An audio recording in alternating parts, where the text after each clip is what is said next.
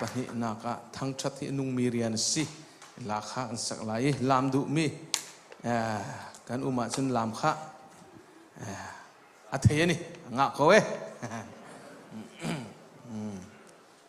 boilian gan jisu kan thang chati minung hoi fiel chomin silo thang chati nung mirian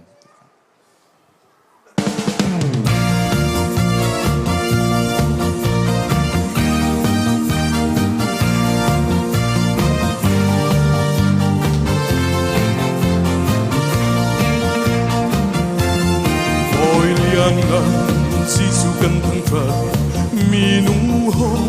fiel chomin na silo Quang lệ đan ring on tung loan sông hà silo chung lệ in fiel tu thil lâu tu khâu lâu in fiel tu thil gần ngày chu chu mi đằng mi mu biang khâu lâu em ti ko thara phiang lim ma si không lên sóng ngã thâu khó xin lâu thì chiếc chim sông in khi khó xin lâu thằng chia lệ ninh xã lan sông đi à để khâu lâu hít lúc in là căn đó tu bồi mà na cũng tiếng in bé tu chu căn nun na thọ đi han chu chu lung lo thế in căn thăng trật tu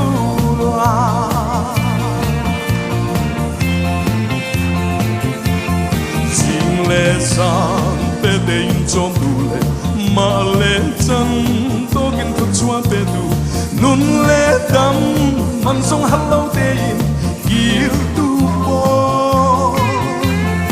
e tu do na kan put bi ko lop na kin lam lo ko kan silo kan thăng thơ lệ kan sông lâm mi bồi ba cha kan ti khó to kan si amen không lên sông ngã không khó xin lâu thì chiếc xin sông in khi khó xin lâu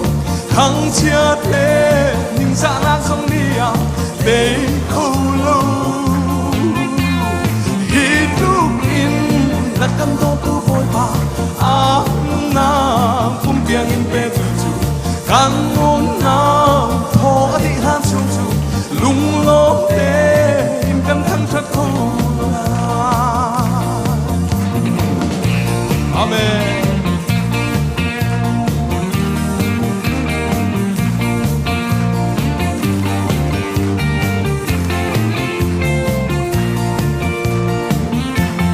Philippines phong chung nga an phật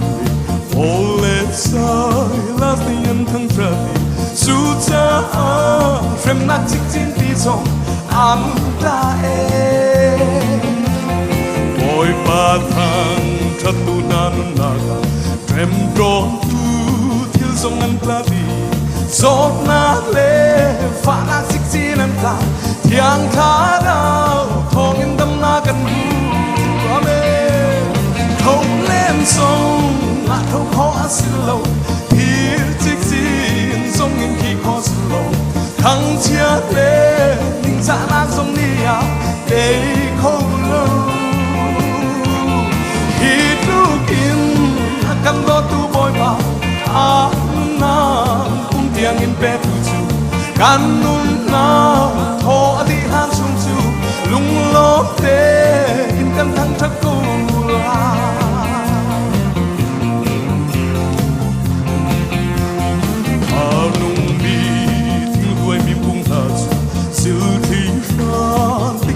cho lần tràn aro cha mi thinh cung chuan cho giang không lâu arao nun na ka ngai tu nun su arao thiang sil thiệt ra la cho lâu cha lâu fin căn nung khâu lâu thằng thắt hi anh nung mi rian si amen khâu lên sông khâu khó xin lâu thì chiếc xin sông em khi khó xin lâu thằng chia lệ nhưng xa nàng sông đi à để khâu lâu khi trục in mà cầm đón tu bồi bà na